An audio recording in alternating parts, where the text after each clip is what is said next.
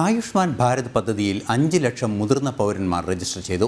1,28,000-ഓളം പേർ രജിസ്റ്റർ ചെയ്ത കേരളമാണ് സംസ്ഥാനങ്ങളുടെ പട്ടികയിൽ ഒന്നാം സ്ഥാനത്ത്. 70 വയസ്സിന് മുകളിലുള്ളവർക്ക് സൗജന്യ ചികിത്സ ലഭ്യമാക്കുന്ന പദ്ധതിയാണ് ആയുഷ്മാൻ ഭാരത്. മുതിർന്ന പൗരന്മാർക്കുള്ള ആയുഷ്മാൻ ഭാരത് പദ്ധതിയിൽ 5 ലക്ഷത്തോളം അപേക്ഷകൾ ലഭിച്ചതിൽ 4.69 ലക്ഷം അപേക്ഷകളും അംഗീകരിച്ചു. 1,28,000 അപേക്ഷകരുമായി കേരളമാണ് സംസ്ഥാന പട്ടികയിൽ രണ്ടാം സ്ഥാനത്ത്. ഒന്നാം സ്ഥാനത്ത് മധ്യപ്രദേശ് സംസ്ഥാനമാണുള്ളത്.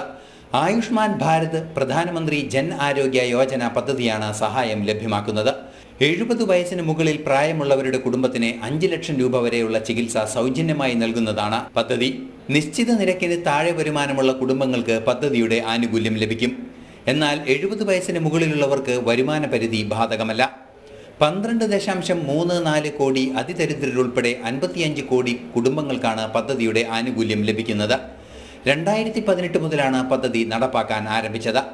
രാജ്യത്തെ ഏറ്റവും വലിയ ജനകീയ ആരോഗ്യ പദ്ധതിയാണ് ആയുഷ്മാൻ ഭാരത്. നാഷണൽ ഡെസ്ക്, ജനം.